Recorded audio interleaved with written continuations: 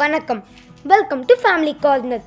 இன்னைக்கு நம்ம ரொம்ப சுலபமாக சிக்கன் சுக்கா எப்படி பண்ணுறதுன்னு பார்க்க போகிறோம்.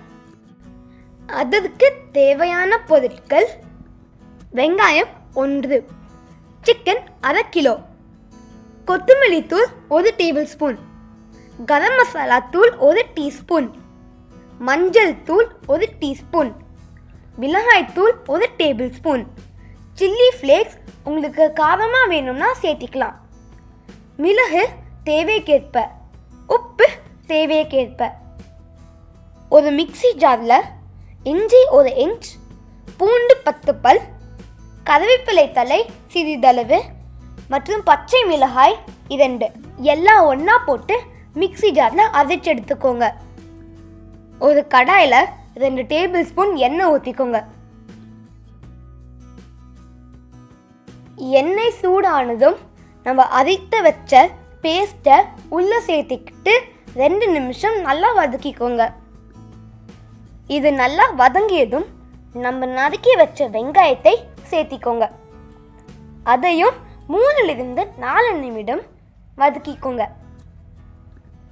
இப்போ சிக்கனையும் சேர்த்து நல்லா வதக்கிக்கோங்க. இது கூட கொத்தமல்லி தூள், மஞ்சள் தூள், மிளகாய் தூள், கரம் மசாலா தூள், உப்பு சேர்த்திக்கோங்க. இது கூட தண்ணி கொஞ்சம் சேர்த்தி நல்லா வேக விடுங்க.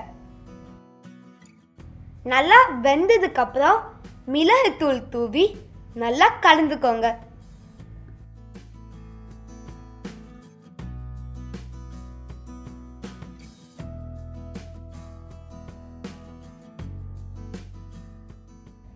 உங்களுக்கு காரமாக வேணும்னா கொஞ்சம் சில்லி ஃப்ளேக்ஸ் சேர்த்துக்கோங்க. சிக்கன் நல்லா வெந்ததுக்கப்புறம் கொஞ்சம் கருவேப்பிலை தழை தூவிக்கோங்க. அவ்வளோதான், மிக மிக சுவையான சிக்கன் சுக்கா தயார். நீங்களும் கண்டிப்பாக ட்ரை பண்ணி பாருங்க.